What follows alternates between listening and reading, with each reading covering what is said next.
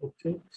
Now I think you can see my screen. Right, right. Yes, sir. Okay. So today I think we have started from there.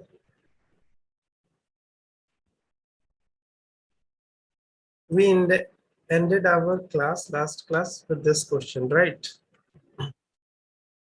Right? Yes, sir. So you understand how to find this thing. Only I'm repeating to all of you that till right now we have studied about what the particles, right? Only about the particles.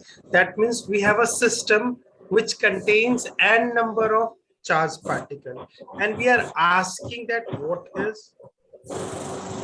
Mute yourself, please.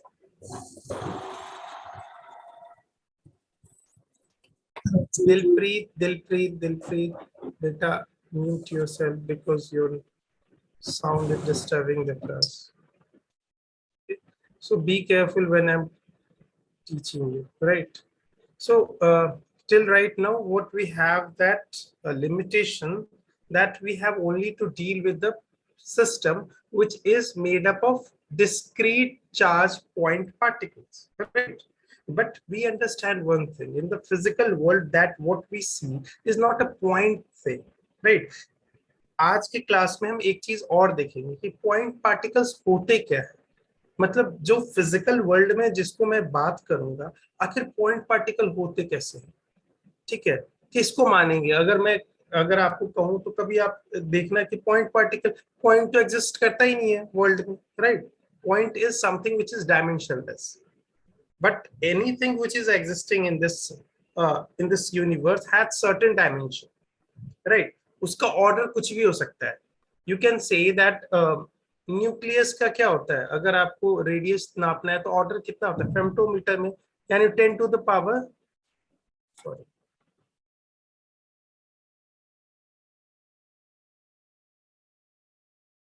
वो क्या होता है, 1 second, ये वाला आपको कर दिया था.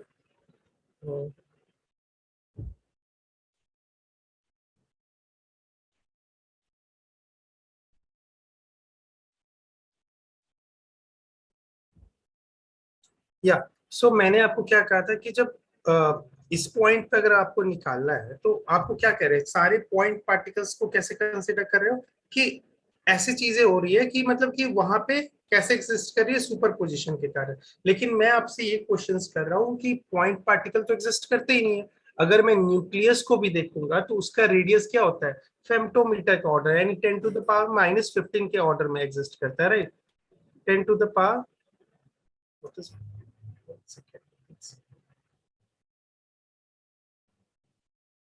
हाँ, 10 to the power 10 to the power -15 के ऑर्डर का एग्जिस्ट करता है, राइट? मीटर.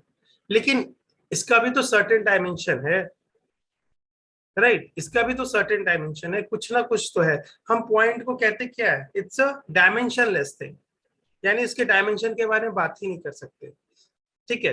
तो आपको मैंने एक स्मॉल इंक्लिंग दिया था, राइट? कि जब चीजें क्या होता है कि जब ऑब्जेक्ट का जो डायमेंशन होता है, कोई भी आर्बिट्री शेप का ऑब्जेक्ट हो, इसका अगर मैं मान लो कि इसको हम लेंथ डिफाइन करते हैं, length means the longest line that can join these two boundary point of a any shape. So अगर उसकी रिस्पेक्ट में, यानी जो ऐसे हो सकते हैं कि बहुत सारे आर्बिट्री शेप हो, जनरली मैं ऐसे बात कर रहा हूं, तो इसमें ऐसे इस पॉइंट से भी इस पॉइंट को ज्वाइन कर सकते हैं, तो लेंथ जो होगा सबसे लंबा, ठीक है? वो हर शेप में कैसे निकाला जाता है वो अलग चीज है. लेकिन मैं ये बोल रहा हूं कि इसके रिस्पेक्ट में अगर डिस्टेंस बहुत दूर होता है, ये वाला डिस्टेंस बहुत दूर होता है, तो हम क्या कैसे कंसीडर करते हैं इस चीज को, पॉइंट पार्टिकल की तरह, ठीक है? तो यानी ये सब सिस्टम में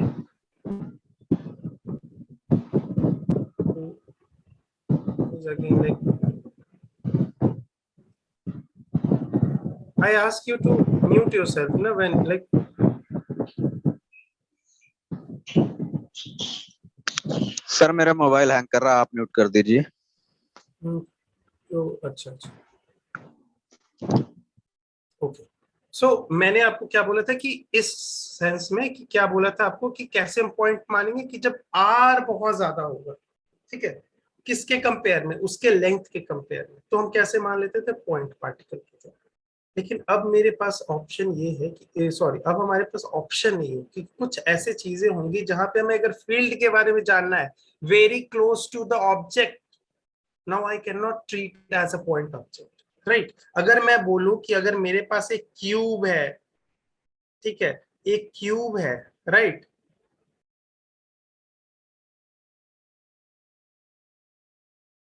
ये क्यूब है, इसका डायमेंशन जो है, ये इसका साइड लेंथ, हर हर एक साइड लेंथ क्यूब है, सबका सेम होता है। मान लो इसको मैं रखता हूँ 2 मीटर, और मैं बोलूं कि यहां से अगर मान लो कि 0.5 मीटर पे मुझे फील्ड निकालना है, तो क्या मैं ऐसा कर सकता हूँ?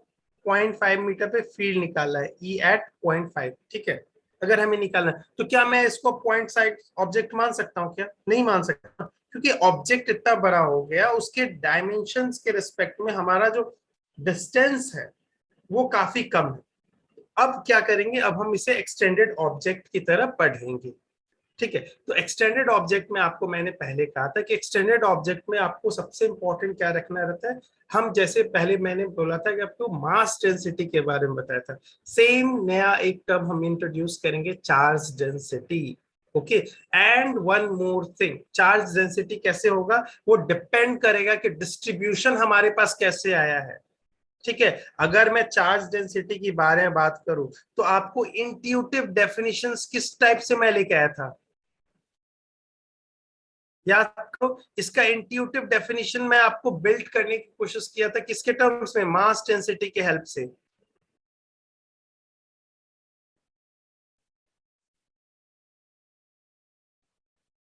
राइट। इसके हेल्प से मैंने किया था। मैंने क्या कहा था कि मास डेंसिटी क्या होता है कि अगर एक स्मॉल एलिमेंट है, उसका मास dm है और उसका वॉल्यूम dv है, तो उसका डेंसिटी जो होगा, मास डेंसिटी उस एलिमेंट का, वो dm/dv होगा। सेम चीज चार्ज डेंसिटी जो होगा वो क्या होगा, dq/dv होगा। लेकिन यहाँ पे एक चीज देखो, यहाँ पे एक और चीज आ जाती है एक्स्ट्रा, मैंने आपको बताया था, यहाँ पे वॉल्यूम के टर्म्स में ही हमेशा बात करते हैं, लेकिन चार्ज ऐसा नहीं हो सकता कि हमेशा वॉल्यूम में ही एग्जिस्ट करे, ठीक है।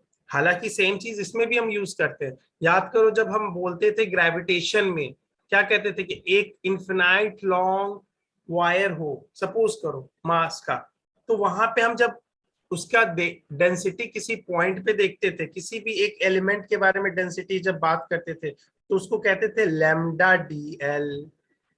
और ये लैम्डा क्या होता था, चार्ज डेंसिटी। लेकिन कैसा, यहाँ पे इसका डेफिनेशन क्या हो जाता है, यानी यहाँ के चार्ज डेंसिटी को हम क्या लिखते हैं, लैम्डा से लिखते हैं, और वो क्या हो जाता है, dq/dl,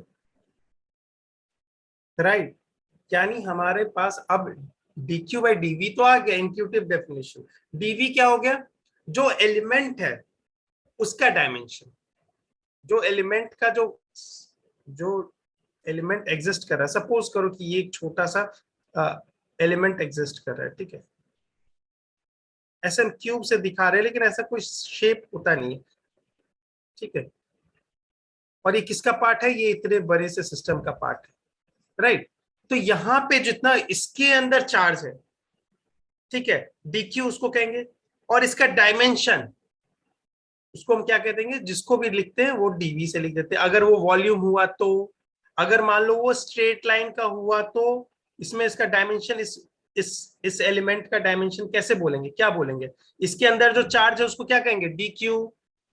लेकिन इसका डायमेंशन कौन सा बोलेंगे, क्या ये वन डायमेंशनल ऑब्जेक्ट है, वन डायमेंशनल ऑब्जेक्ट का डिफरेंशियल एलिमेंट क्या होगा, dl, ठीक है। तो मैंने आपको उस समय एक और बात बोली थी कि चार्ज डेंसिटी में हम 3 टर्म यूज करेंगे। पहला है कि अगर हमारे पास चार्ज डिस्ट्रीब्यूशन अगर लीनियर होगा, ठीक है, एक लाइन पे एग्जिस्ट करेगा, इररिस्पेक्टिव ऑफ कि वो स्ट्रेट लाइन है कि कैसा कर्व लाइन है, ठीक है, अगर मैं बोलूं तो ऐसे सर्कल के ऊपर भी हम बात करेंगे, सर्कुलर आर्क के ऊपर भी बात करेंगे, हम स्ट्रेट लाइन के भी ऊपर बात करेंगे। लेकिन ये सर्कुलर आर्क कैसा है? एक लाइन तो है, कर्व लाइन तो ही है। तो इस सेंस में क्या हो जाएगा, इसमें अगर इसके ऊपर, इस वायर के ऊपर अगर हम चार्ज डिस्ट्रीब्यूट कर देते हैं, तो अगर किसी एलिमेंट का पूछूंगा कि इसका चार्ज कितना है, तो मैं बोलूंगा dq, और इसका लेंथ क्या हो गया, तो dl। तो फिर मैं बोलूंगा कि अगर ये निकालना रहेगा तो इसको क्या कहेंगे, इस पॉइंट पे इसका क्या है, चार्ज डेंसिटी। कैसा डिस्ट्रीब्यूशन है ये, लीनियर, तो उसको पूरा नाम क्या कहेंगे, लीनियर चार्ज डेंसिटी। इसको लैम्डा से दिखाएंगे। ठीक है, जो Yes, sir. Get my point. अगर वही, अगर मान लो शीट हो हमारे पास, इन्फिनाइट लॉन्ग शीट, हम पढ़ते हैं कि नहीं, तो इस पॉइंट पे अगर हम पूछते हैं तो ये कैसा डिस्ट्रीब्यूशन है आपके ऊपर, एक शीट के ऊपर, एक सरफेस के ऊपर डिस्ट्रीब्यूशन है, राइट। तो इसको हम वैसे पढ़ेंगे। ठीक है, अगर मान लो वॉल्यूम के ऊपर, अगर मान लो कि एक इंसुलेटेड मतलब इंसुलेटर है जिसके ऊपर हर वॉल्यूम के अंदर चार्ज दे दिया गया है, तो इस सेंस में क्या हो जाएगा, इसका अगर एलिमेंट लूंगा तो इसका एलिमेंट का डायमेंशन क्या होगा, बताओ बताओ, इसका क्या होगा। यहाँ पे अगर मुझे चार्ज ये तुम्हें चार्ज डेंसिटी डिफाइन करना है, तो इसमें कौन सा डिफाइन करूंगा, बताओ कैसे डिफाइन करूंगा। इसके अंदर एलिमेंट, इसके अंदर क्या है, टोटल चार्ज मान लेते, सॉरी, इसके अंदर इस एलिमेंट के ऊपर चार्ज क्या है, dq मान लेंगे। और इसका डायमेंशन बताओ क्या मानेंगे, अगर ये सॉलिड स्फीयर है तो बताओ, ट्राई करो।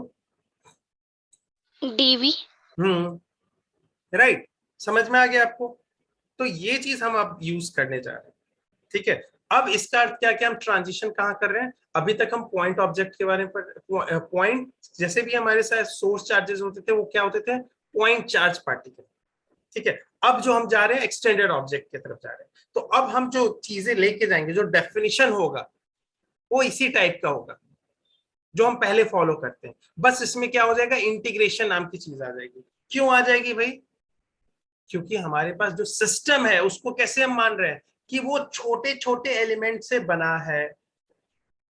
आपको याद करो, मैंने एक और बात बोली थी कि dq कैसे मान लेते हैं, क्यों कैसे हो सकता है। हम तो बोलते हैं कि सबसे छोटा चार्ज 1.6 इंटू 10⁻19 कूलम होता है, तो इसको ये क्यों नहीं मान रहे कि सबसे सबसे छोटा चार्ज होगा, तो यानी ये मान लेते हैं। ऐसा क्यों नहीं मान रहे, राइट। मैंने आपको उस समय एक बात बोली थी कि सबसे छोटा चार्ज क्या एग्जिस्ट कर सकता है यूनिवर्स में, ये। लेकिन ये देखो, ये क्या है, ये इंडिपेंडेंट एग्जिस्टेंस ऑफ चार्ज है, राइट। ये क्या है, हमने बोला कि ये एक मैथमेटिकल मॉडलिंग है। मैथमेटिकल मॉडलिंग में क्या करते हैं, हम ये मानते हैं कि हो सकता है कि आपके अंदर जो सिस्टम होगा उसके अंदर यहाँ पे इलेक्ट्रॉन होगा, यहाँ कोई चार्ज नहीं रखा हुआ होगा, यहाँ इलेक्ट्रॉन होगा, तो ऐसे आपके पास बन रहा है ना, राइट, एक डिस्ट्रीब्यूशन जहां पे हर पॉइंट पे ऐसे ऐसे चार्ज है, कुछ जगह पे नहीं है। लेकिन इस मैथमेटिकल मॉडलिंग में हम क्या मानेंगे कि हम अज्यूम करेंगे कि टोटल चार्ज कितना है और उसको रीडिस्ट्रीब्यूट कर देंगे सारे के ऊपर। तो इंडिपेंडेंट अगर चार्ज जो एग्जिस्ट करता है वो ये करता है, क्या ये इंडिपेंडेंट है, नहीं इंडिपेंडेंट नहीं है। इसका एग्जिस्टेंस अपने सिस्टम के साथ है, सिस्टम खत्म तो ये इसका भी, एलिमेंट का भी एग्जिस्टेंस खत्म। ठीक है, तो ये एक इंडिपेंडेंट चार्ज नहीं है। ठीक है, ये as an element of a system है। समझ में आया आपको, सारा कुछ क्लियर। अब इसका यूटिलाइज करके हम एक्सटेंडेड ऑब्जेक्ट का निकालना स्टार्ट करते हैं और जल्दी जल्दी करना स्टार्ट करेंगे। ठीक है, अगर देख लो, एक मिनट,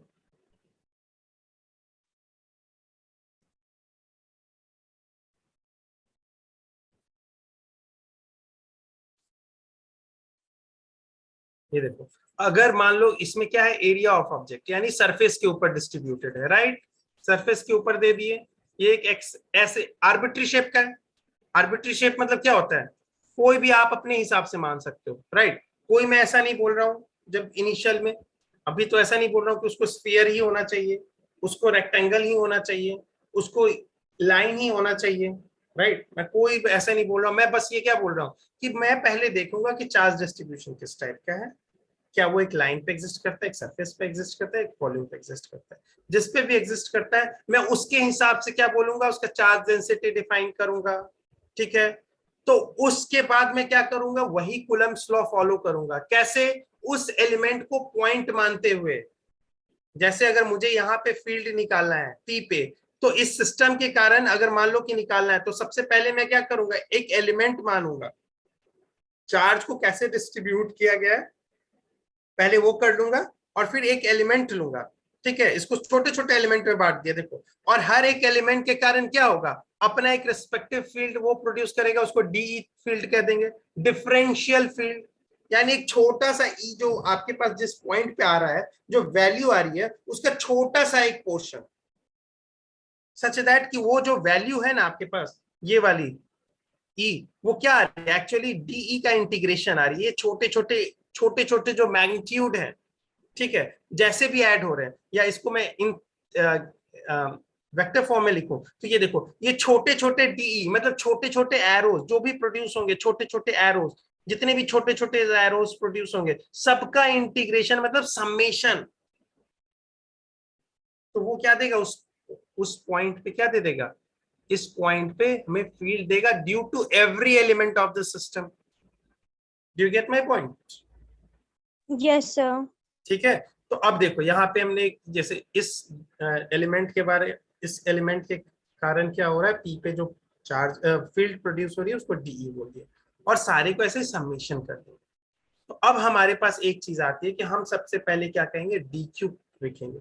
अब देखो डी क्यू कैसे लिखते हैं, यहाँ पे अगर मान लो कि ये एरिया वाइज है, तो आप क्या कहोगे कि इसको, इसका जो चार्ज डेंसिटी होगा वो कैसे डिफाइन होगा, D Q by D A से डिफाइन होगा।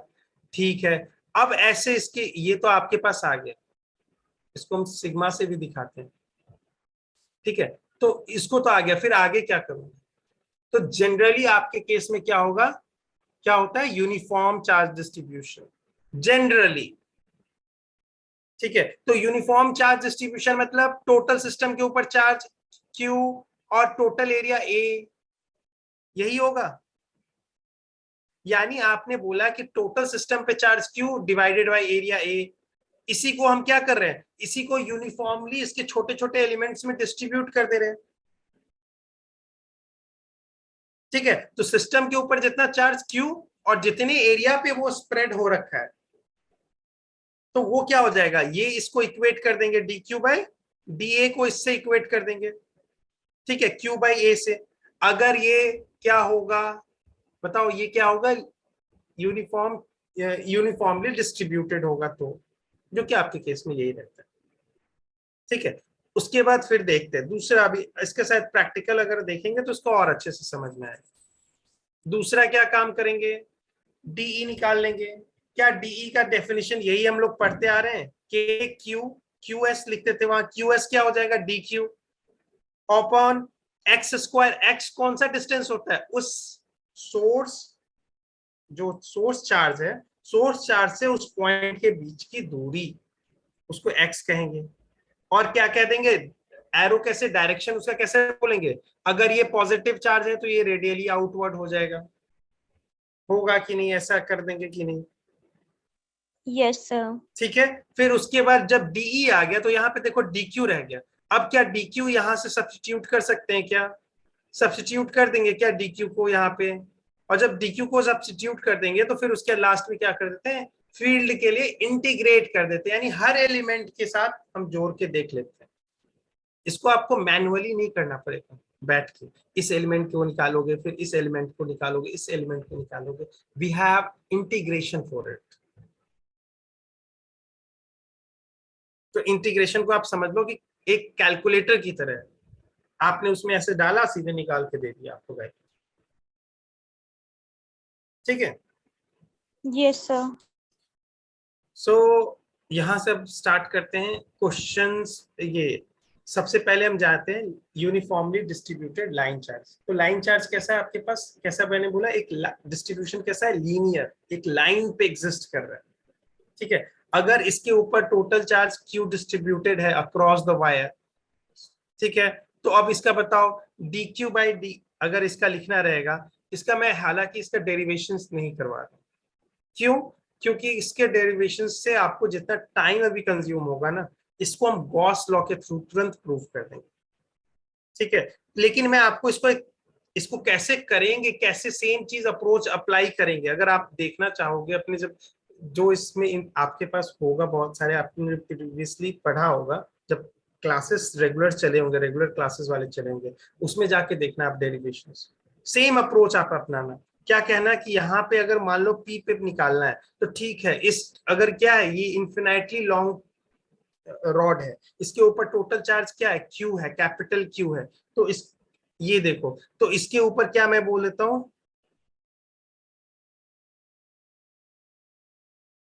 हाँ जनरली जो इन्फिनाइट लॉन्ग जो वायर बोलते हैं ना, इन्फिनाइट लॉन्ग वायर क्या होता है, कैसे आप इसको महसूस करते हैं, बताओ कैसे मैं बोलूंगा कि ये इन्फिनाइट लॉन्ग वायर है।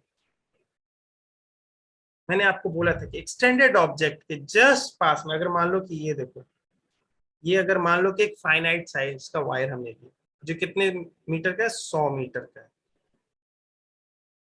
इसके ऊपर मैंने चार्ज दे दिया, यानी इसके इलेक्ट्रॉन मैंने निकाल लिए, तो ये क्या पॉजिटिवली चार्ज हो गया। अब मैं बोलूं कि इसका इतना छोटा डिस्टेंस यहां पे मैं निकाल रहा हूं, कितना है, जो 1 सेंटीमीटर है, ठीक है 1 सेंटीमीटर है, यहाँ पे फील्ड बताओ, तो क्या आप क्या कहोगे उस समय कि यार लेंथ 100 मीटर का है, मुझे कितना सेपरेशन, ये आर कितना आ रहा है, आप बोल रहे हो 1 सेंटीमीटर, 1 सेंटीमीटर के सामने 100 मीटर बहुत बड़ा है, तो इसको मैं कैसे बिहेव करवा लूंगा, इन्फिनाइट लॉन्ग रॉड की तरह या वायर की तरह, राइट। Yes, sir. समझ में आ गया सबको, Yes, sir. ठीक है। तो यहां पे ऐसे होता है, इसके ऊपर जितना चार्ज होगा Q और जितना लेंथ होगा L, ये क्या हो जाएगा, इसका लैम्डा देगा। क्यों इसमें लैम्डा क्यों ऐसा डिफाइन करेंगे, क्योंकि एक कैसा डिस्ट्रीब्यूशन है, लीनियर डिस्ट्रीब्यूशन है, तो इसका जो चार्ज डेंसिटी होगा वो होगा लीनियर चार्ज डेंसिटी, और उसको क्या लिखेंगे, टोटल चार्ज, क्योंकि ये यूनिफॉर्मली चार्ज है, यूनिफॉर्मली डिस्ट्रीब्यूटेड है ये चार्ज डिस्ट्रीब्यूशन, तो इसको total charge Q by L, और इसको किसके किसके बराबर कहेंगे, एक छोटा सा एलिमेंट अगर जो लेते हैं इसमें, उसका चार्ज अगर dq है और उसका लेंथ dl है, उसके बराबर होगा, ठीक है। तो इसका देखो यहां पे अगर मैं देखता हूं तो देखो हर एक छोटे छोटे एलिमेंट से देख रहा हूं, इस डिफरेंशियल लेंथ को अगर देख रहा हूं तो उसके अंदर चार्ज कितना है, डिफरेंशियल चार्ज कितना है, dq है, तो लीनियर चार्ज डेंसिटी क्या हो जाएगा, dq बाई dl, क्योंकि एक यूनिफॉर्म सिस्टम है तो ये क्या हो जाएगा, ये आपके पास हो जाएगा q बाई l, ठीक है। और फिर फर्दर इसका हम डेरिवेशंस याद यहाँ पे देख लेना, यहाँ पे क्या होता था, ये जो एलिमेंट है ठीक इसके ऊपर वाला एलिमेंट यहाँ पे, ठीक है, ये भी एक प्रोड्यूस करेगा फील्ड, अगर पॉजिटिवली चार्ज है तो आप क्या बोलोगे इसको कि इससे एक लाइन ज्वाइन करते हैं, ठीक है, यहाँ पे क्या एक फील्ड प्रोड्यूस करेगा इसके कारण ये इसके कारण कैसा होगा, इसको बोलोगे कि ठीक है इसको पॉइंट चार्ज की तरह बिहेव करेंगे अब, और इससे एक लाइन ज्वाइन करेंगे, और फील्ड क्या होगा, ये रेडियली आउटवर्ड, क्यों पॉजिटिव है, और ये दोनों क्या है, डीई है, इससे आपको दिख रहा है क्या कि इसका अगर हम कंपोनेंट लेते हैं, एक ये डीई, इसको अगर हम इसको लाइन एक्सियल लाइन मानते हैं, इसको एक लाइन ऐसे मानते हैं जो इस पॉइंट और इस वायर को क्रॉस कर रहा होगा, मतलब इससे कट कर रहा होगा, कैसे, ये 90 डिग्री पे, ठीक है। तो ये वाला देखना, ये वाला जो होगा इस पोर्शन को मान लेते हैं, कहते हैं डीई परपेंडिकुलर, और ये वाला पोर्शन इसका क्या हो जाएगा, इसका मतलब कंपोनेंट डीई पैरेलल, चलो इसको DE1 कहते हैं, ठीक है, इसको 1 कहते हैं क्योंकि ये प्रोड्यूस ड्यू टू 1 है, ठीक है, एट P ड्यू टू 1, तो P पे ही हम सारे पे निकाल रहे हैं, सारे को P के ऊपर ही देखेंगे, तो P बाद में बार बार लिखना है, उससे अच्छा है कि DE1 लिख देता हूं, क्योंकि ये एलिमेंट 1 के द्वारा प्रोड्यूस जो किया गया, ये क्या होगा DE2, सॉरी ये 2 है और ये 1 है, तो ये हो गया DE1 और ये हो गया DE2, DE2 का भी मैं क्या करूंगा, फर्दर रिजॉल्व कर लूंगा इस वेक्टर को, कैसे, एक परपेंडिकुलर वाला DE परपेंडिकुलर और DE पैरेलल, तो DE परपेंडिकुलर कैसा है, 2 का है, तो ये DE परपेंडिकुलर इसका ऐसे आ जाएगा। एक सेकंड, इसको मैं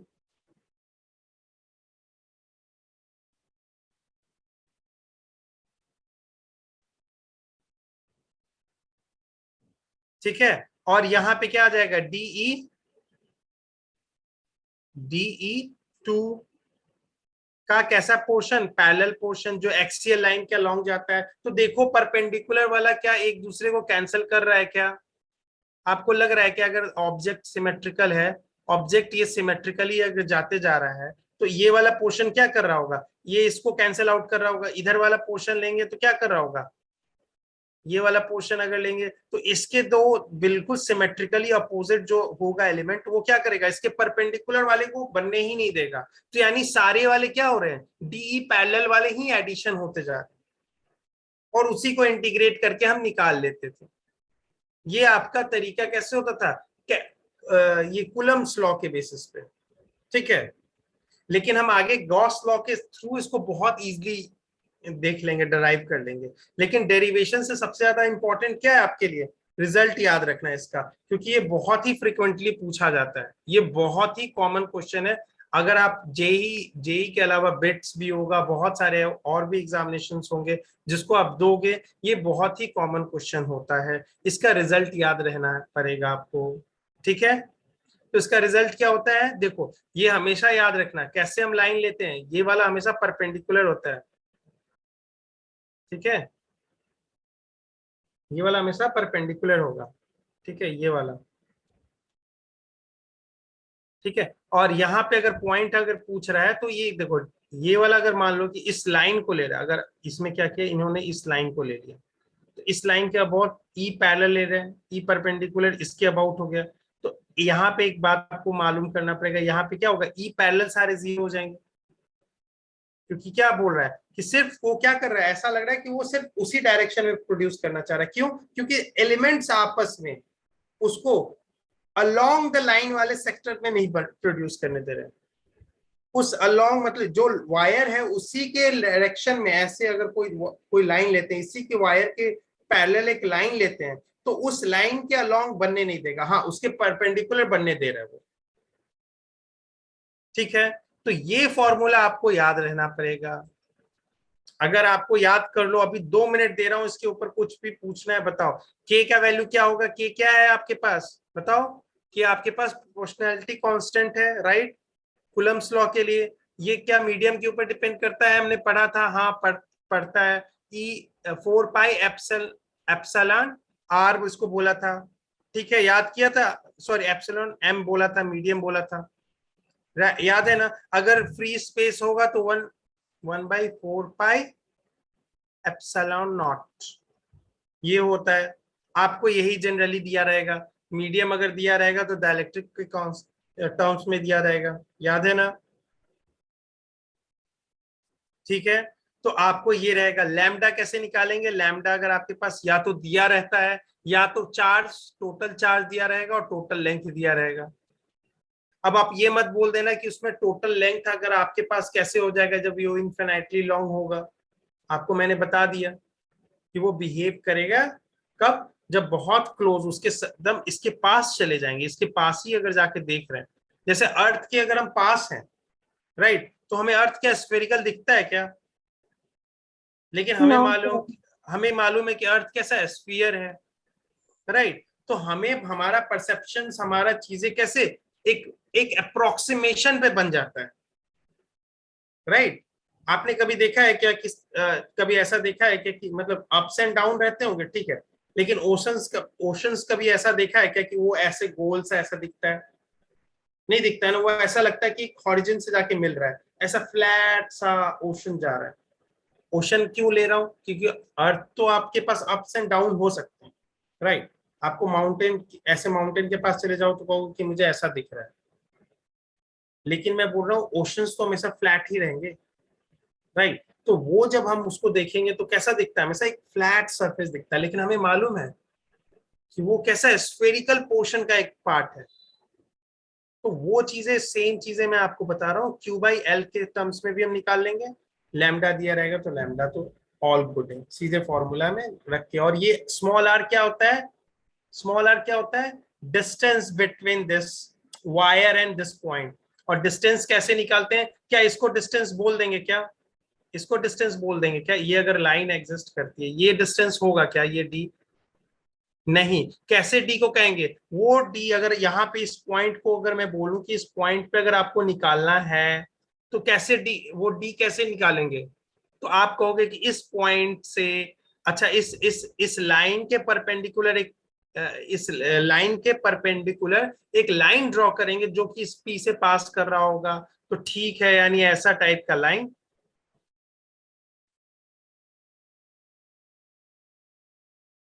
ठीक है, और ये परपेंडिकुलर पास कर रहा होगा, ठीक है, और इसको क्या पी को पी से पास कर रहा होगा। और ये वाला जो डिस्टेंस होगा, ये वाला यहां से लेके यहां तक, यहां से लेके यहां तक, इसको हम आर कहेंगे।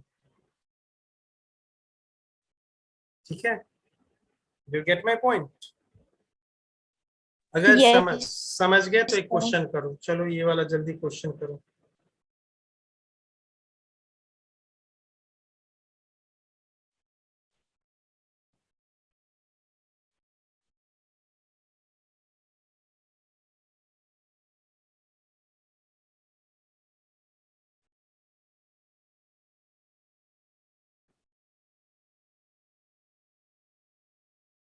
और सभी लोग इसका आंसर करेंगे, ठीक है, चैट बॉक्स में।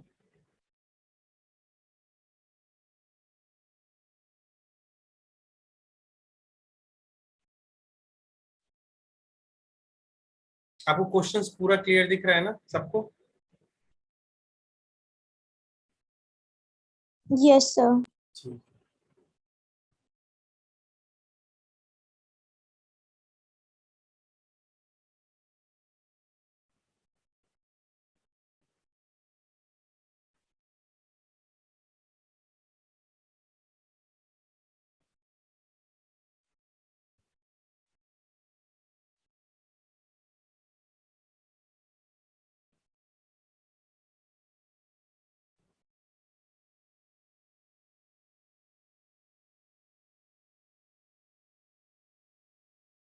अब जो भी पीछे हमने पढ़ा है उसका यूट्यूब पे भी आपके पास अवेलेबल होता है, ठीक है। तो आप उस चीज़ों को, जो भी फॉर्मूलाज अब हम पढ़ चुके हैं, ठीक है, जितने भी फॉर्मूलाज और कंक्लूजन्स हमने पढ़ा है, उस चीज को माइंड में रखते चलेंगे। अब ये नहीं बोलेंगे कि इसका रिवीजन फिर बाद में होगा, ठीक है। तो वो चीजें अभी इम्पोर्टेंटली हमेशा याद रखना है।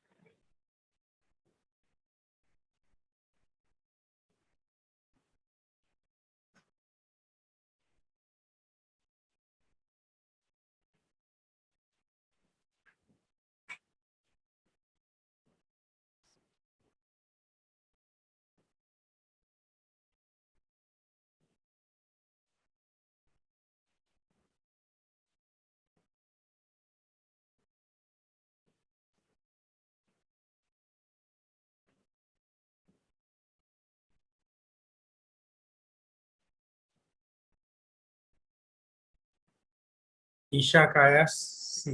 Okay okay okay.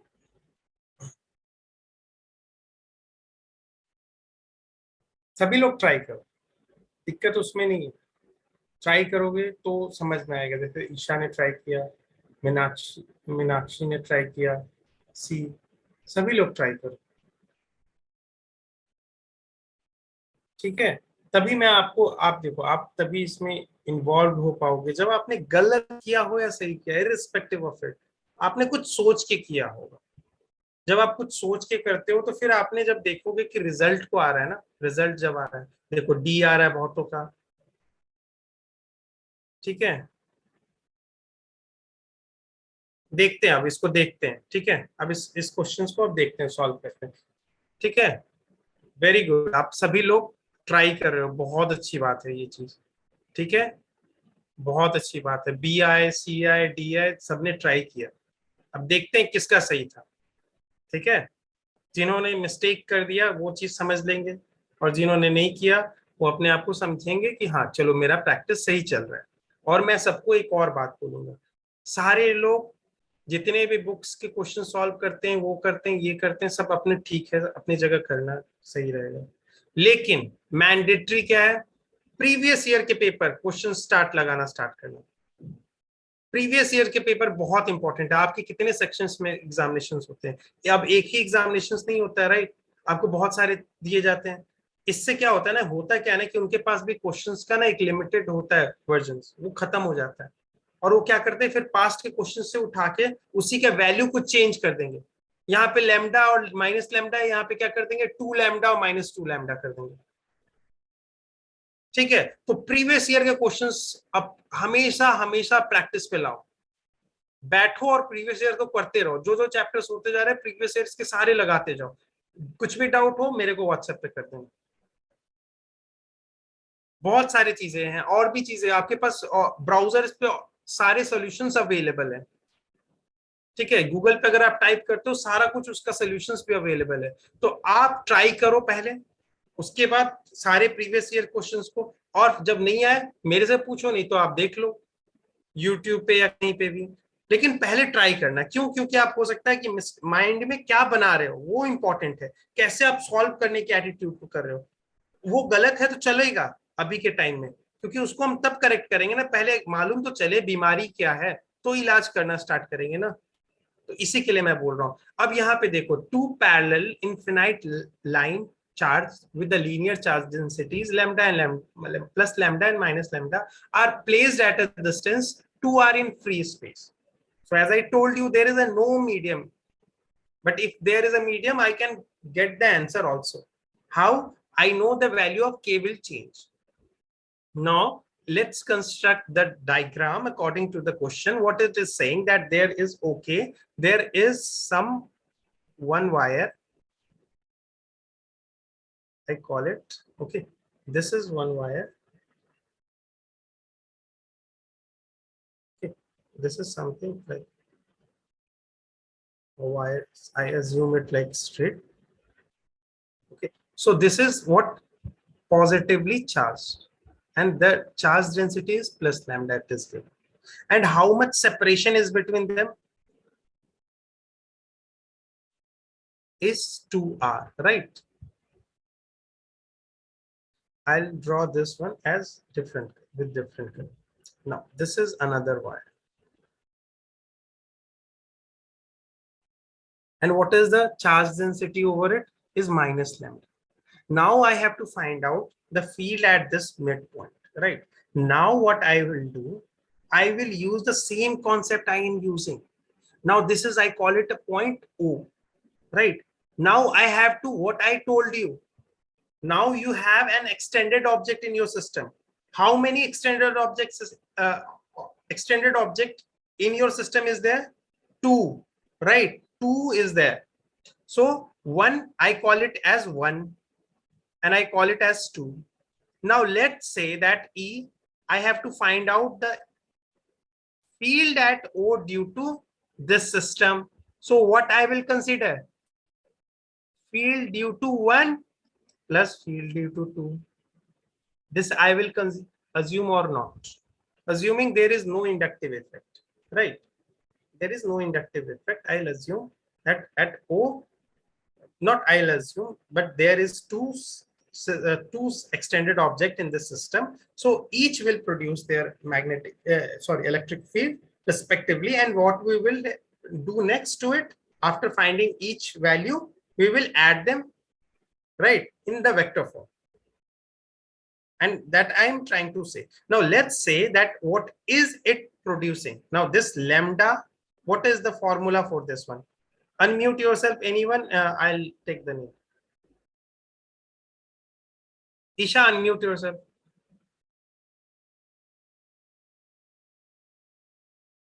Isha, unmute yourself, na? Yes, sir. What is the formula for this one? If this is a long wire, charged wire, I have to find out at any point which is at distance r. Okay, this is distance r, right? What is the formula for the field here? If I want to write it down. 2k lambda r. हाँ बिल्कुल सही बेटा, इतना डरना मत। ठीक है, यही देखो, अगर आपको मैंने आज ये पूछ दिया ना क्वेश्चन क्लास में, कल आपको याद रहेगा। अभी तो पहली बार में डर के या हमारे याद नहीं रह रहा था, लेकिन वो चीजें याद हो जाएंगी। क्यों? क्योंकि जब तक ले आप थोड़ा अपने आप को अनकंफर्टेबल फील करवा के काम नहीं करवाओगे ना, चीजें नॉर्मल नहीं बनेगी। नॉर्मल मतलब क्या होता है? ये चीज आपके लिए बहुत नॉर्मल है, इसका अर्थ क्या होता है कि आप उसके यूज टू हो गए हो। और क्या आपको नॉर्मल लाइफ भर मिलती है क्या? आपको मैं बोलूं, कोविड के टाइम के बाद लोग अब मास्क हमेशा पहन के जाते हैं, उनके लिए नॉर्मल हो गया है। क्यों? क्योंकि उन्होंने पहले चैलेंजिंग था, लेकिन उन्होंने करते करते करते उनको अपने रूटीन में इन्वॉल्व कर दिया, इनकॉर्पोरेट कर लिया।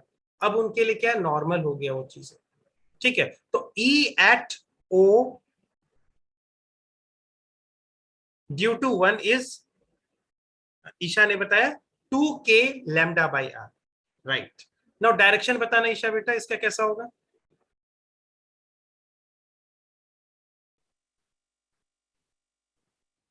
बताओ।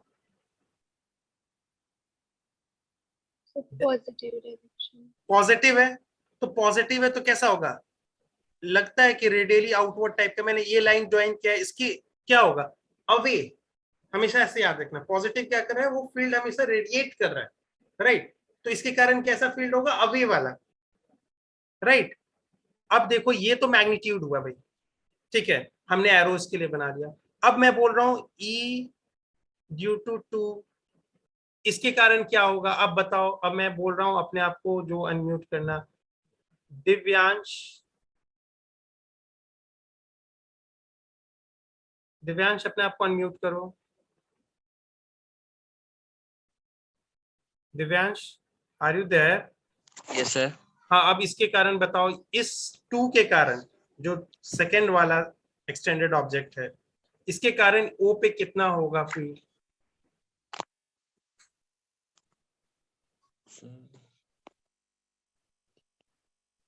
मैंने आपको बताया था ना बेटा कि देखो, एक्सटेंडेड अगर ऑब्जेक्ट है, एक्सटेंडेड लीनियर ऑब्जेक्ट, पहले आप ये मैसेज वैसेज जितना आ रहा है ना वो सब बंद करो बेटा। ठीक है ना, सीरियसली पढ़ाई कर लिया करो ना। मैंने आपको किसी चीज के लिए बोला है कि आप दो, अगर 1 घंटा अगर आप पढ़ाई कर रहे हो तो अच्छे से पढ़ाई कर लो, मस्ती कर रहे हो तो अच्छे से मस्ती कर लो, ये बीच में मत रहा करो। रिग्रेट नाम का चीज बहुत आगे आगे आगे आपको तोड़ देगा। आपको इस बात पे रिग्रेट होगा कि ना मस्ती कर पाया ना पढ़ाई कर पाया। ठीक है, तो इस चीजों को लिए मैं आपके लिए बोल रहा हूँ बेटा।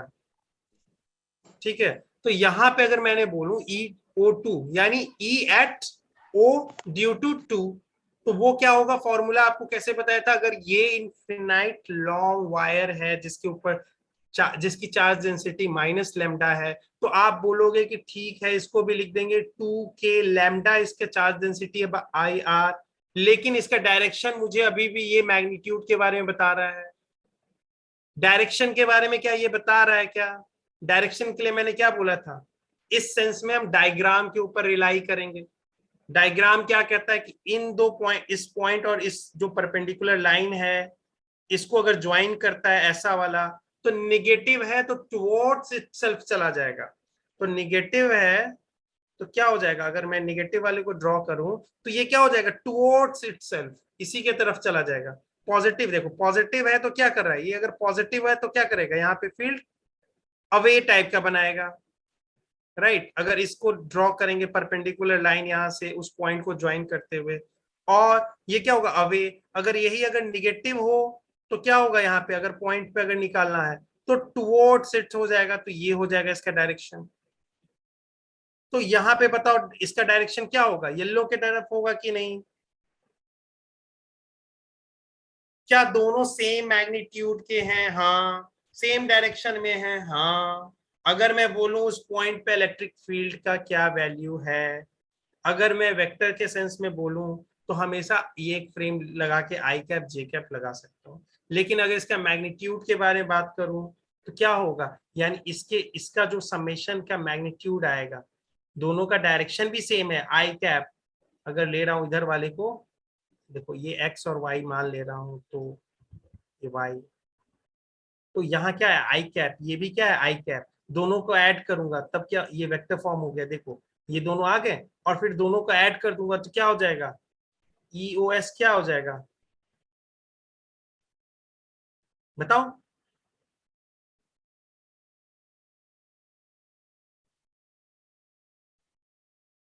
4 क्या होगा?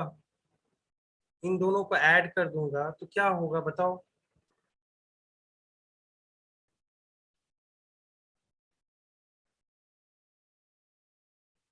कोई बताओ मुझे, कोई इसका आंसर बताओ क्या होगा इसका?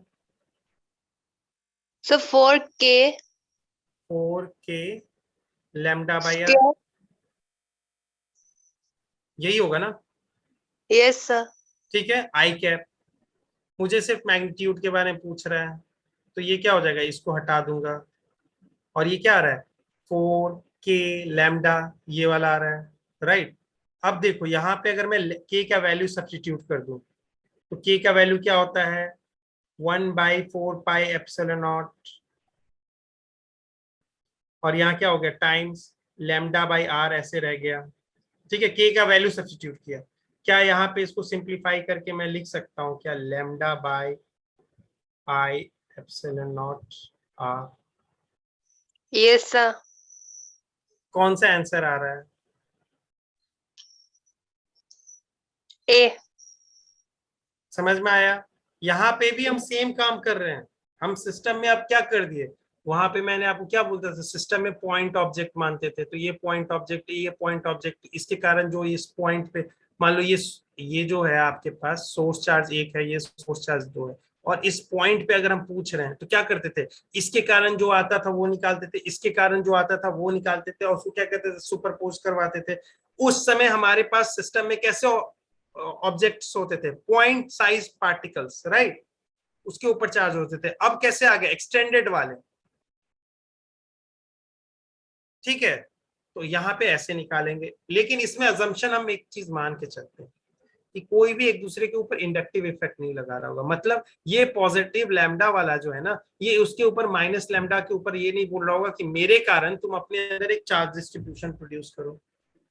ठीक है, तो ये चीजों को जनरली हम अज्यूम करते हैं, ठीक है, क्योंकि अगर आईआईटी एडवांस का कुछ क्वेश्चंस ऐसा देखोगे ना जहां पे उन लोगों ने अज्यूम करने से मना कर दिया है, तब वहां पे आपके पास दूसरा आंसर आता है।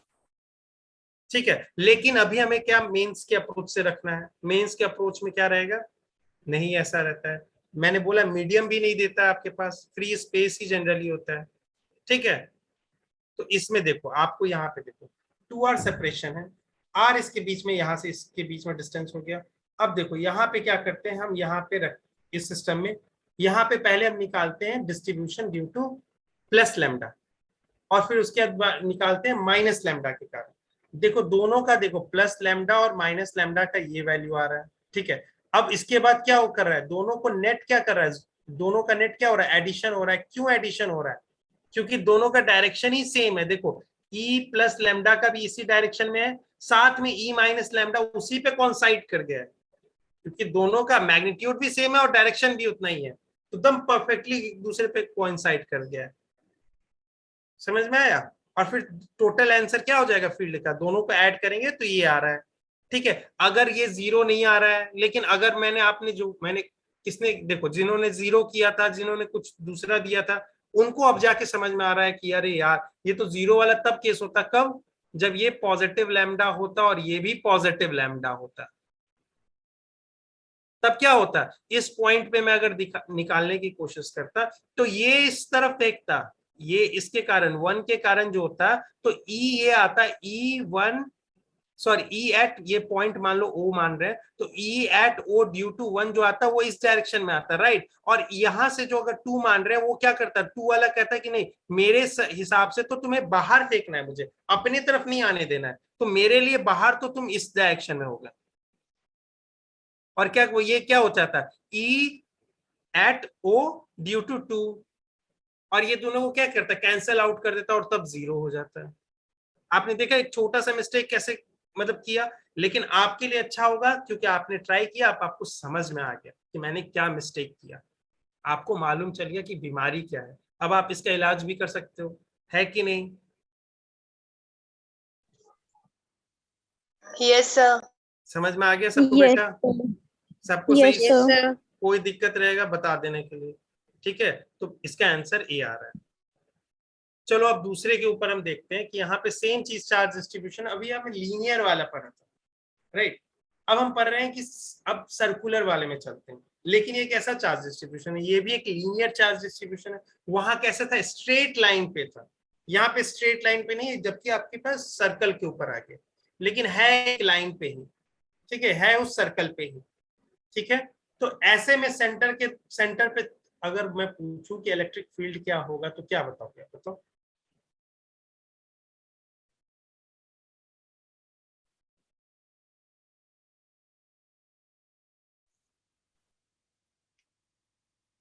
बताओ सेंटर पे क्या होगा। 2k sigma upon r. 2k Sigma upon r.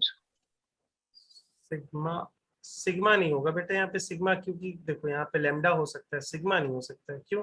क्योंकि ये एरिया चार्ज डिस्ट्रीब्यूशन है। तो उसको अगर आप, चलो आपको लिख रहे हैं सिग्मा बाई आर बोल रहे हो, ठीक है, ठीक है, वहां पे लेमडा आप उसको बोल दो, यानी आप इसको प्रीवियस वाले क्वेश्चंस के बराबर बोल रहे हो, 2k लेमडा बाई आर ये बोल रहे हो ना।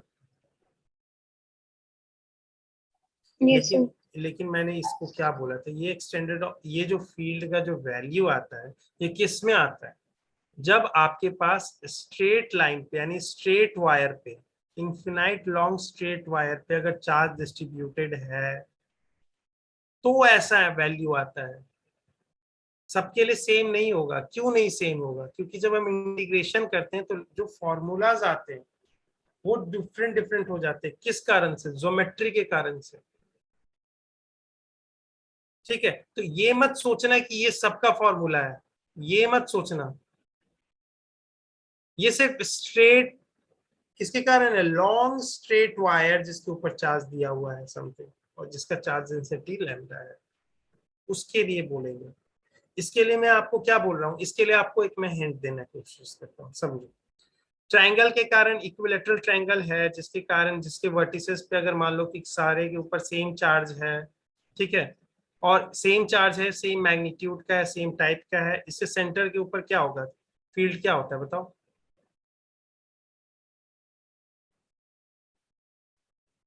ये मैंने आपको प्रीवियसली पढ़ाया था।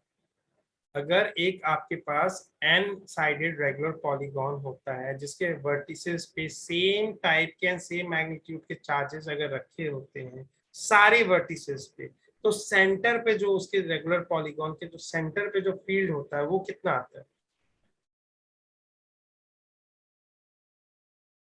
बताओ।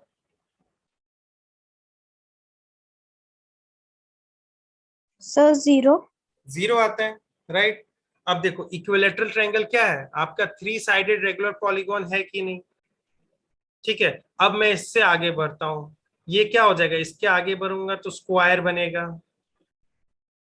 राइट। ये स्क्वायर बना कि नहीं। अब मैं इसके यस आगे सर। बढ़ता हूं, पेंटागन बनेगा। इसके आगे जाता हूं तो कैसा, हेक्सागन बनेगा।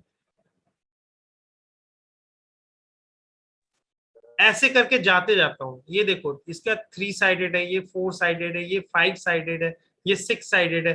ऐसे करके मैं अगर बहुत दूर तक चला जाऊं तो किस टाइप का फिगर बनेगा, जिसको अगर मैं अप्रोच कर दूं इंफिनाइट की ओर, यानी नंबर ऑफ साइड ऐसे हो जाए जिसका, ऐसा रेगुलर पॉलीगॉन जिसका नंबर ऑफ साइड्स कितने हो जाए, इंफिनाइट, तो वो ऑब्जेक्ट कैसा दिखता है होगा, सर सर्कल। सर्कल दिखता है। As a circle, yes sir. Circle दिखेगा, राइट। कैसे, देखो ये देखो ये चीज दिख रहा है कि नहीं, सर्कल की तरफ बनते जा रहा है। अगर आप इसमें और डालते जाओगे ऐसे ऐसे, कितने होंगे, बहुत सारे ऐसे बनते जाएंगे, ऐसे ऐसे ऐसे ऐसे ऐसे ऐसे ऐसे, देख रहे हो सर्कल की तरफ अप्रोच करते जाएगा। अगर इन्फिनाइट की ओर चल जाएंगे तो परफेक्टली सर्कल बन जाएगा, राइट। तो अब इसके बताओ सेंटर पे क्या चार्ज होगा, सर सेंटर 0। 0. 0 होगा। समझ में आ गया कैसे हमने किया, देखा यस पास्ट का सर। रिजल्ट का मैंने कैसे यूज कर लिया, ठीक है। तो यानी सेंटर पे 0 होगा। इसको एक और तरीके से समझने की कोशिश करते हैं। अगर ये एलिमेंट, ये एक छोटा सा एलिमेंट, हम एलिमेंट को कैसे बिहेव कर, ट्रीट करेंगे कि वो एक पॉइंट साइज पार्टिकल है, किसका, उस सिस्टम का, उसका इंडिपेंडेंट एग्जिस्टेंस नहीं है, उस सिस्टम का एक छोटा सा पोर्शन है, ठीक है, और उसके ऊपर चार्ज डी क्यू है। और इसके कारण हमें फील्ड निकालेंगे, तो उसका डी फील्ड आएगा एट सी। ठीक है, तो इसको अगर मैं मान लेता हूं 1। अब मैं दूसरा बात बोलूं, सिमेट्री यहाँ पे, अगर ये वाली चीज देखो, ये वाली डी क्यू, क्या इसको क्या करेगी, कहेगी कि तुम जो डीई प्रोड्यूस करोगे उसी के अपोजिट लेकिन इक्वल इन मैग्नीट्यूड मैं भी प्रोड्यूस कर दूंगा। तो इसका अर्थ क्या है, डायमेट्रिकली अपोजिट जो एलिमेंट होंगे, यानी अगर मैं यहाँ का एलिमेंट अगर जो प्रोड्यूस करना चाहेगा यहाँ का एलिमेंट, तो इसके डायमेट्रिकली अपोजिट, तो डायमेट्रिकली अपोजिट मतलब इस टाइप के, ये वाला, ये क्या कहेगा, ये कहेगा कि मैं भी प्रोड्यूस करूंगा, तुम इधर प्रोड्यूस करोगे, मैं इक्वल इन मैग्नीट्यूड और सेम चीज इधर प्रोड्यूस करूंगा। क्यों इक्वल इन मैग्नीट्यूड, क्योंकि देख लो मेरे ऊपर चार्ज डिस्ट्रीब्यूशन कैसा है, यूनिफॉर्म, तो तुम्हारे ऊपर जो डीक्यू होगा वो मेरे ऊपर भी डीक्यू होगा। ये रेडियस ऑफ, ये सेंटर है, तो सेंटर से जो सर्कल, ये कोई भी अगर सर्कल का पॉइंट, और सर्कल पे जो एक पॉइंट है और सेंटर के बीच में डिस्टेंस को क्या कहते हैं, रेडियस, और वो सबके लिए सेम होगा। तो इक्वल इन मैग्नीट्यूड लेकिन अपोजिट इन डायरेक्शन, राइट। तो क्या कर रहा है, सब एक दूसरी को क्या कर रहा है, कैंसल आउट कर दे रहा है। तो इस वैल्यू से भी हमें समझ में आ रहा है ये क्यों मैं ऐसा चीज ला रहा हूं, क्योंकि ये चीज देखो, ये हैबिट बनाओगे ना, तो अब एक्सटेंडेड ऑब्जेक्ट में जो कि सिमेट्रिकल ऑब्जेक्ट आपको सिर्फ दिए जाएंगे, तो वहां पे आपको ऐसे एटलीस्ट फील आएगा चीजों को कि अच्छा ये वाले फील्ड ऐसे ऐसे एक दूसरे को कैंसिल कर दे रहे, तो एक दूसरे को बनने ही नहीं दे रहे, तो क्या हो जाएगा, नेट जीरो। ये इससे भी आप समझ गए, वो पीछे वाला रेगुलर पॉलीगॉन वाला कॉन्सेप्ट लेके आया था, उससे भी समझ गए। तो आपको क्या होगा, और हेल्प मिलेगा चीजों को सोचने के लिए। ठीक है, ये चीज हमेशा रखेंगे, by symmetry the field at center of the ring is always zero. one more thing that is very important, and that is uniformly charged ring. This is very important. ऐसा नहीं है कि सारे रिंग में बन जाएगा। जो आपको अभी तक केस मैंने जो बोल रहा हूँ कि आपको जब भी पढ़ना है यूनिफॉर्मली चार्ज रिंग के ऊपर पढ़ना है, या चार्ज जो भी एक्सटेंडेड ऑब्जेक्ट होंगे उसके ऊपर यूनिफॉर्म चार्ज डिस्ट्रीब्यूशन होगा, उसको ही आपको फंक्शन नहीं देगा उसके ऊपर। ठीक है, जैसे अगर मान लो कि ये L लेंथ है, राइट, अगर कोई चाहे तो यहां से अगर मान लो कि एक पॉइंट डिसाइड करता है, इसको कहता है O, और बोलेगा कि हर x पे यहाँ पे जितना दूर जाओगे लेमडा चेंज हो जाएगा, such that lambda is equal to lambda naught into x। ऐसा भी तो हो सकता है कि नहीं, कि यहाँ पे मैं Yes. गया, इस पॉइंट पे गया, वो कोई एक लेमडा नॉट एक वैल्यू है टाइम्स x, तो यहाँ पे जो ये dq, ये लेमडा को क्या लिखते हैं, dq बाई dl, तो यहाँ पे dq बाई dl क्या एज अ फंक्शन ऑफ, ये क्या हो गया, dl क्या हो गया, यहाँ पे dx के बराबर हो जाएगा, dl ही तो dx होगा, यानी इसका डिफरेंशियल लेंथ क्या है, dx, x का एक लाइन है, उसी का एक छोटा पोर्शन, तो उसको dx भी बोल सकते हैं। तो यहाँ देखो, यहाँ पे जब dl की जगह dx रख दोगे आप, तो ये देखो एक इंटीग्रेशन जो आप जा रहे हो जिस इंटीग्रेशन में, वहां पे ऐसे नहीं है, एक वहां पे हम लोग क्या बोल रहे थे, q बाई एल ले रहे थे, तो ये क्या बिहेव कर रहा था, कांस्टेंट की तरफ। तो इसमें जब dx आता था यहाँ पे, तो आप इंटीग्रेशन में इसको बाहर ले आते थे, लेकिन यहाँ क्या हो जाएगा, लेमडा टाइम्स x और dx आ जाएगा। तो अब इस इंटीग्रेशन में देखो, x को भी, x dx को ऐसे नहीं बिहेव कर सकते, ये कांस्टेंट की तरफ नहीं हो जाएगा, फिर q l को बाहर निकाल लेंगे, यहाँ पे लेमडा नॉट भले बाहर आ जाएगा, लेकिन x dx का इंटीग्रेशन आपको करना पड़ेगा, और यहां से dx का इंटीग्रेशन था, समझ रहे हो। तो बहुत सारी चीजें हो सकती है, मैं आपको इसलिए बता रहा हूं कि आप अपने चीजों को ब्रॉड में रखो, और आप चीजों को समझो कि हमारे जो क्वेश्चंस जो कर रहे हैं वो किस पे कर रहे हैं, क्या क्या उसके लिमिटेशंस। तो यूनिफॉर्मली चार्ज रिंग अगर रहेगा उसके सेंटर पे, इसी के लिए मैंने बोला था यूनिफॉर्मली चार्ज रिंग, तभी तो वो किससे कंक्लूड कर पा रहे थे, रेगुलर पॉलीगॉन वाले से। क्यों, क्योंकि क्या मैंने बोला था, हर वर्टिसेस पे कैसा टाइप है, चार्ज सेम है, right, same type and magnitude. तो सेम चीज यहाँ पे भी हो रहा है ना, कि इस एलिमेंट यानी इस साइड लेंथ में बोलूं, इस वर्टिसेस पे अगर मैंने रखा है, यानी इनफिनाइट लॉन्ग, मतलब एन जो है बहुत ज्यादा हो गया, तो वो सर्कल बन जा रहा है। तो इस वर्टिसेस पे जो चार्ज आ रहा है वो dq चार्ज है, वो क्या सभी सारे वर्टिसेस पे वही चार्ज होना चाहिए क्या, dq dq dq, तो ये ऐसे चीजें होंगी, अगर हर पे वही सेम चार्ज होगा डीक्यू डीक्यू डीक्यू, तो इसका अर्थ क्या हो गया, कैसे चार्ज हो गया, यूनिफॉर्मली चार्ज हो गया, राइट। तो ये Yes, चीज sir. को हमेशा याद रखें, ठीक है। अब ये एक Yes. रिजल्ट आपको याद रखना पड़ेगा, इसका मैं डेरिवेशन के लिए नहीं जा रहा हूँ क्योंकि हमारे पास टाइम कम है, ठीक है। इसका अगर आप डेरिवेशंस आप देखे होंगे, आपके रेगुलर क्लासेस में हुआ होगा, तो ये याद रखेंगे कि आपने जो सर्कल के कारण बोला कि चलो ठीक है आता है, लेकिन मैं आपको बोलूं कि क्या अगर आपके पास सर्कल ना देके कोई एक आर्क दिया हुआ है, ठीक है, और उसके सेंटर पे ये जो सर्कुलर आर्क है, ये नहीं कि सर्कुलर आर्क ये है, मतलब आप, मैं आपको बोल रहा हूं कि ये एक सर्कुलर आर्क है और कहीं पे भी यहाँ पे भी फील्ड बोल रहा हूं, नहीं, इसके सेंटर पे, ये सर्कुलर आर्क का जो सेंटर है इसके ऊपर मैं सिर्फ बात कर रहा हूं। तो E at C due to this, कैसा, दिस आर्क शेप्ड रिंग, ठीक है, या बोल सकते हैं रिंग सेक्टर कह सकते हैं, ठीक है, रिंग सेक्टर। तो इसके कारण मैं इसको बोल देता हूं R डैश, ठीक है, इसको R डैश या 1 डैश जो भी आप कह सकते हैं। तो ड्यू टू R डैश वो क्या हो जाएगा, वो फॉर्मूला ये होगा, ये इसके बीच में एंगल अल्फा है, ये अल्फा है। तो के क्या वैल्यू जानते हो, लैम्डा जानते हो, लैम्डा यहाँ पे कैसे निकालोगे, लैम्डा क्या होता है, Q बाई एल, एल इसका क्या होगा, चार अपॉन वन। हाँ, तो एल कैसे निकालोगे जानते हो ना, अल्फा टाइम्स आर, क्योंकि इसका लेंथ हमें चाहिए ना, इसका लेंथ, इसका लेंथ कितना है, तो याद करो ये चीज, ये याद है कि अगर इसके बीच में एंगल थीटा दे रखा है तो आर्क लेंथ कैसे हम कैलकुलेट करते थे, इसको एल मानते थे, तो एल इज इक्वल टू क्या लिखते थे, आर थीटा, याद है ज्योमेट्री में करते थे, और ये थीटा किस में होगा, रेडियन में, डिग्री में नहीं।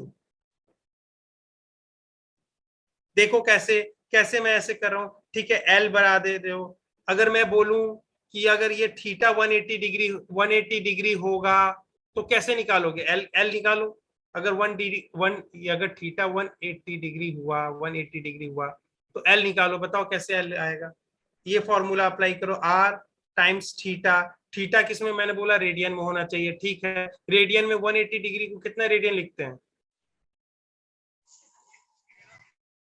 पाई। पाई लिखते हैं, तो क्या यही लेंथ आता है क्या, सेमी सर्कल का लेंथ क्या होता है क्या, पाई आर, यस सर। समझ में आ गया। यही Yes, अगर मैं sir. कंप्लीट कर दूं, theta is equal to 360 degree यानी 2 पाई, तो क्या वही हो जाता है, length is equal to 2 pi R आता है क्या, यस सर। क्वाड्रिलेटरल मतलब सॉरी एक क्वार्टर हो तो क्वार्टर मतलब थीटा क्या हो गया 90 मतलब पाई बाई 2, तो क्या आर आर पाई बाई 2 इसका लेंथ ऐसा ही वाला आता है क्या, इसका जो लेंथ होगा अगर ये 90 डिग्री बनाता है तो ये यही आता है क्या, पाई आर बाई 2, राइट। तो ये चीज हमेशा याद रखना फॉर्मूला। और इस कारण से कैसे, अगर मान लो कि यहाँ पे फील्ड पूछेगा तो वो कैसे निकालेंगे, पॉजिटिव है तो आउटवर्ड, लेकिन कैसे आउटवर्ड, किसकी तरफ आउटवर्ड, ये भी आउटवर्ड हो जाएगा, ये भी बोल दूंगा मैं आउटवर्ड है, ये भी आउटवर्ड है, कैसा टाइप आउटवर्ड, इसके जो एंगल जो सब्सटेन कर रहा है अल्फा उसका परपेंडिकुलर बाइसेक्टर, राइट, उसका परपेंडिकुलर बाइसेक्टर के अलोंग होगा, अगर निगेटिव हुआ तो उसके तरफ, पॉजिटिव हुआ तो अवे फ्रॉम इट, समझ में आ गया, Yes, sir. Yes sir. ठीक है। ये वाले कभी कभी क्वेश्चंस आते हैं इसके ऊपर, खासतौर से जब एडवांस वर्जन में जाओगे तो आपके ऊपर ऐसा लिख के आएगा, ये रहा, ठीक है, ऐसा सेमी सर्कुलर टाइप का दे देगा, ठीक है, ऐसा एक वायर रहेगा, इन्फिनाइट लॉन्ग वायर, ठीक है, ये इन्फिनाइट लॉन्ग नहीं रहेगा, ये आपके पास रहेगा सेमी इन्फिनाइट टाइप का, तो यहाँ पे पूछेगा कि कितना फील्ड है। इस टाइप के क्वेश्चंस को जब हम करेंगे तो उस समय हम क्या करते हैं, सबको कंपोनेंट में बांट देते हैं, इसको एक एक एक ढंग से लेंगे, ठीक है, इसको अलग ढंग से लेंगे, इसको एक अलग से मांगेंगे, इसको अलग से मांगेंगे, तो इसको हम नेमिंग कर देंगे, इसको अगर 1 कहेंगे, इसको 2 कहेंगे, इसको 3 कहेंगे, और तीनों के कारण क्या हो जाएगा, उसके ऊपर पॉइंट के ऊपर जितना फील्ड आ रहा होगा उसको एडिशन कर देगा, ठीक है। लेकिन ये वाला एडवांस वर्जन में आता है, जनरली आपके लिए जो मेंस वाला है वो उसमें नहीं जनरली क्वेश्चंस कभी करता है, लेकिन हाँ जेई मेंस में कभी कभी देखा गया है कि इसमें से शॉर्ट में आ गया है। ये आप फॉर्मूला हमेशा याद रखना ये चीज का, ठीक है। Yes, sir. ज्यादा डिफिकल्ट नहीं है। वायर के कारण क्या हो गया, 2k लैम्डा बाई आर। इसके कारण क्या हो गया, अगर मैं बोलूं तो 2k lambda by R into sine alpha by 2। थोड़ा सा याद करने में आसान हो रहा है क्या, समझ में आ गया? Yes, sir. Yes, sir. ठीक है, हम आगे चलते हैं।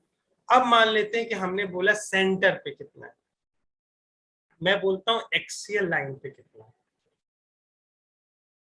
ठीक है। आपको मैं एक चीज दिखाना चाहता हूँ, ठीक है, ये चीज आपको मैं दिखा रहा हूँ।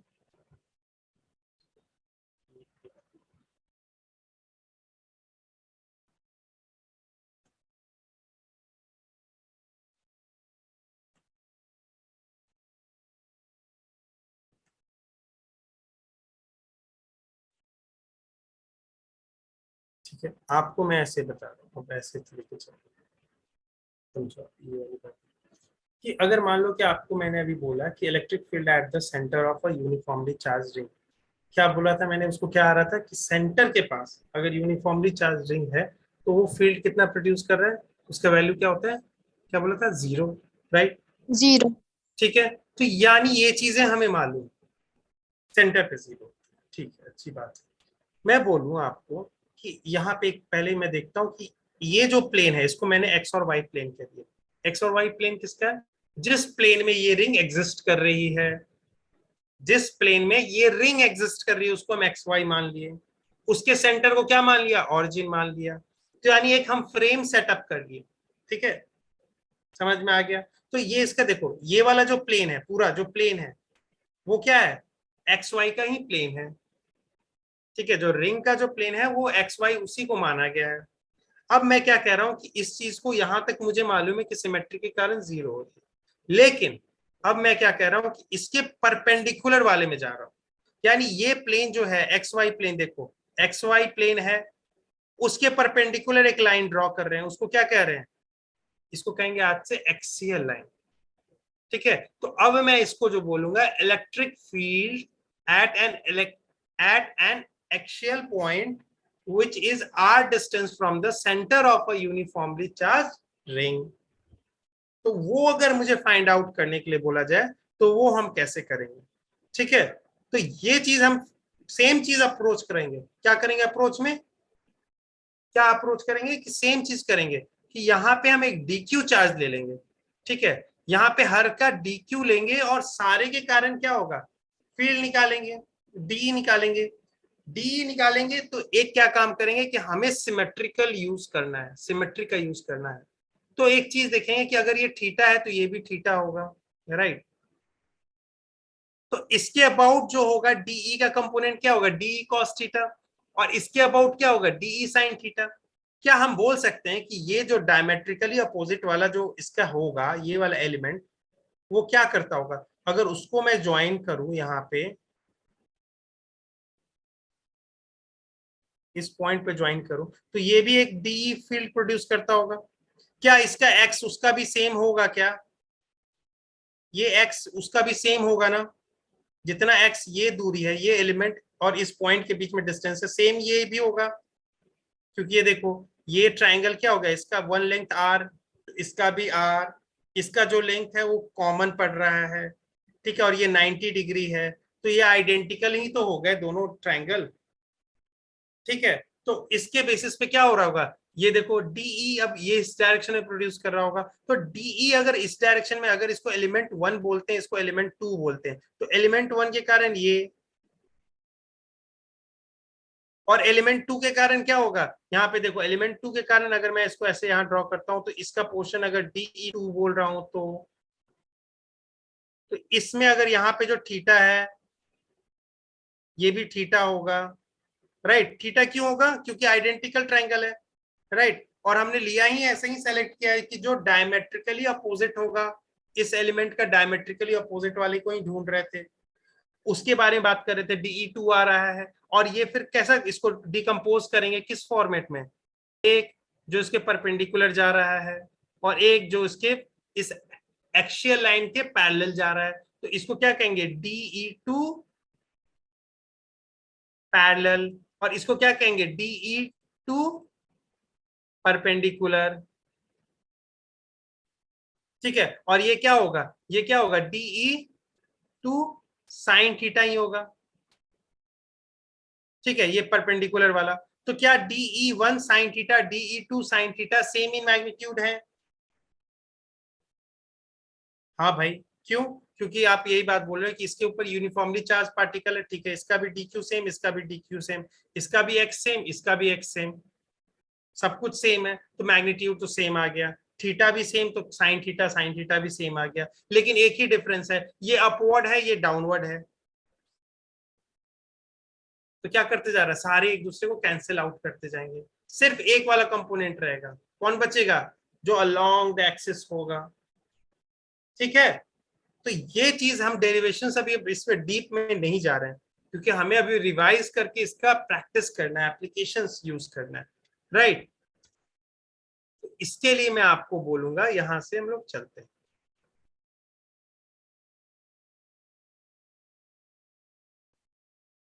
ठीक है, तो ये चीजों को देखो, DE अपना बनाया, छोटा सा एलिमेंट से लिए थे।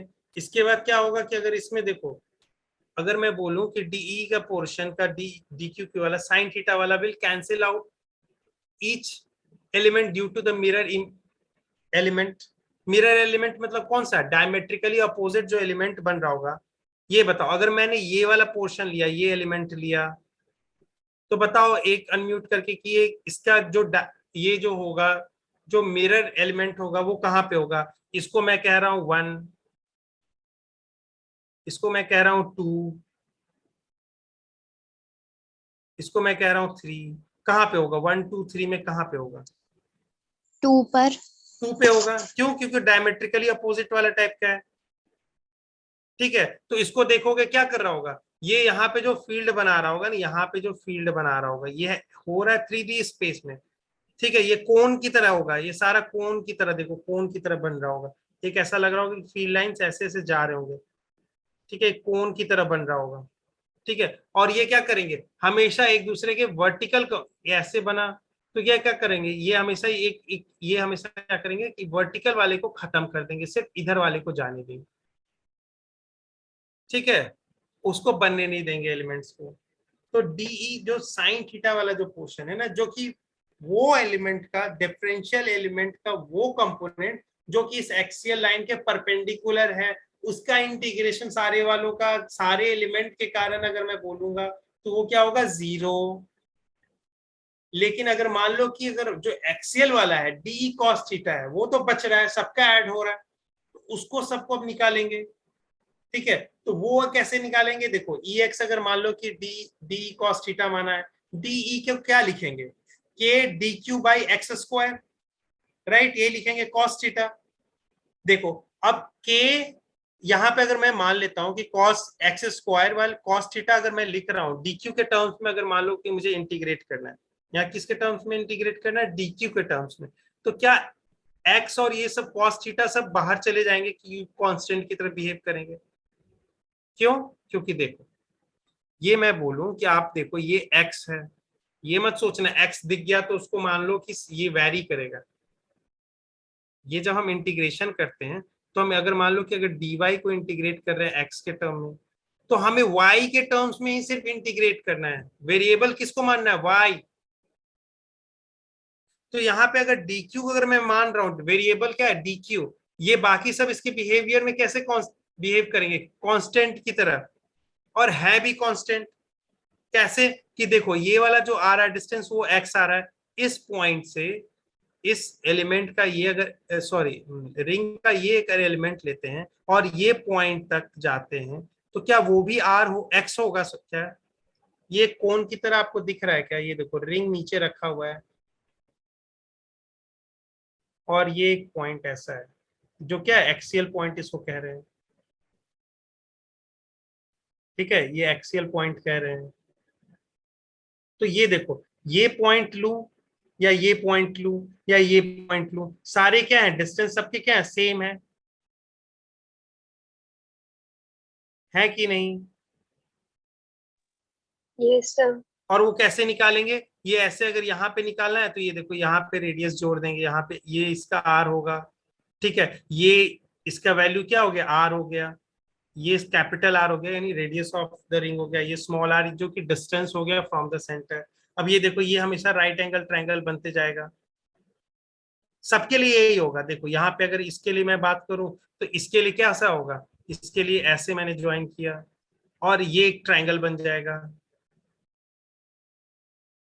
और ये क्या होगा, परपेंडिकुलर यहाँ पे होगा। सबके लिए देखो, ये आर, ये भी, ये कैपिटल आर, ये स्मॉल आर, तो ये सारे के लिए जो हाइपोटेन्यूज का वैल्यू क्या होगा, X square, sorry, capital R square plus small R square का अंडर रूट, यही तो एक्स आ रहा है, सबके लिए वही आ रहा है सेम। ठीक है, तो जब इसको हम इंटीग्रेट करके लाते हैं, देखो इसको अगर हम सारे को और कॉस थीटा का वैल्यू रख देंगे, कॉस थीटा इस ट्रायंगल से बताओ क्या होगा, कॉस थीटा क्या आ रहा है, इस ट्रायंगल से होगा कॉस थीटा आपके पास, इस ट्रायंगल को अगर आप देखते हो तो क्या होता है, बेस बाई हाइपोटेन्यूज। तो बेस आपके पास क्या हो गया, स्मॉल आर, हाइपोटेन्यूज क्या हो गया, एक्स, एक्स का वैल्यू क्या हो गया, under root R square plus R square, capital R square plus, ये हो गया। ठीक है, तो ये सारा कुछ सब्स्टिट्यूट और करके, मैं इसमें अभी डीपली नहीं जा रहा हूं क्योंकि हमारे पास टाइम लिमिटेड है, मेरा मेन एप्लीकेशन है ये चीज निकालना। ठीक है, तो आज के बाद से ये वाला जो फॉर्मूला हमने निकाला है कि रिंग के कारण अगर किसी पॉइंट पे, किस पॉइंट पे, किसी पॉइंट पे नहीं, सिर्फ एक्सियल पॉइंट पे, एक्सियल पॉइंट कौन सा पॉइंट होता है, कैसा पॉइंट होता है, जो एक्सियल लाइन पे एग्जिस्ट करता है। अच्छा ठीक है, बहुत अच्छी बात बोलती है आपने, फिर एक्सियल लाइन क्या होता है वो भी बता दो। एक्सियल लाइन कैसा होता है, जो लाइन सेंटर से पास करता हो प्लस उस रिंग के प्लेन के परपेंडिकुलर हो, तो उसको क्या कैसा कैसा लाइन कहते हैं, एक्सियल लाइन। और कोई भी पॉइंट उस लाइन पे एग्जिस्ट करती है उसको क्या कहते हैं, एक्सियल पॉइंट। और किसी भी एक्सियल पॉइंट पे अगर हमें फील्ड पूछे किसके कारण, यूनिफॉर्मली चार्ज रिंग। ठीक है, यूनिफॉर्मली चार्ज रिंग के कारण पूछे तो उसका क्या फॉर्मूला होगा, के कैपिटल क्यू कौन सी वैल्यू है, charge on that ring, small R कौन सा वैल्यू है, distance from the center of that point. ठीक है, ऑफ दैट पॉइंट, पॉइंट कौन सा, एक्सियल पॉइंट, ये हमेशा याद रखना। ठीक है, और इसके बाद जो फॉर्मूला आपके पास आता है वो ये आता है। ठीक है, Yes, sir. समझ में आ गया। ये फॉर्मूला अब जैसे मैं बोल रहा हूँ कि अगर आपको रात में अगर मैं उठा के पूछूं, अच्छा बताओ स्ट्रेट वायर के कारण क्या है, लॉन्ग स्ट्रेट वायर के कारण, तुरंत आपके पास आंसर होना चाहिए, यही होता है क्या, 2k pi lambda upon r. क्या होता है बताओ। 2k lambda upon r. ठीक है, तो ऐसे मिस्टेक्स, ये छूट गया वो छूट गया, या ये नहीं लिखा हुआ है वो नहीं लिखा हुआ है, ऐसे नहीं चलेगा। अब बिल्कुल फोकस्ड होके जब मैं बोल दूं तो याद रखना पड़ेगा। अगर इसी में मैं बोल दूं कि साइन α/2 लिख दिया तो ये क्या हो जाएगा, वो चीजें याद रखनी पड़ेगी। ठीक है, सारे का फॉर्मूला, अगर मैं बोलूं कि अगर मैं रिंग के कारण क्या होता है तो KQ/R divided by R square plus R square power 3/2, ये पूछूं कभी भी कहाँ पे, किसी एक एक्सियल पॉइंट पे, ठीक है, उसको P मान लेते हैं, ड्यू टू किसके द्वारा, रिंग के कारण। और अगर डायरेक्शन के ऊपर बात कर दूं तो कैसा होगा, रेडियली आउटवर्ड हो टाइप का होगा या इनवर्ड टाइप का होगा, डिपेंड क्या करता है कि कैपिटल Q कैसा रखा हुआ है। ठीक है, ये सारी चीजें माइंड में होनी चाहिए। ठीक है, तभी आप सॉल्व कर पाओगे। ठीक है, तो यहाँ पे हमें देखो ई वाई हमारे पास 0 आ गया था, ई एक्स हमने ये निकाला था। हम जानते हैं नेट चार्ज क्या होगा, उन दोनों कंपोनेंट का एडिशन।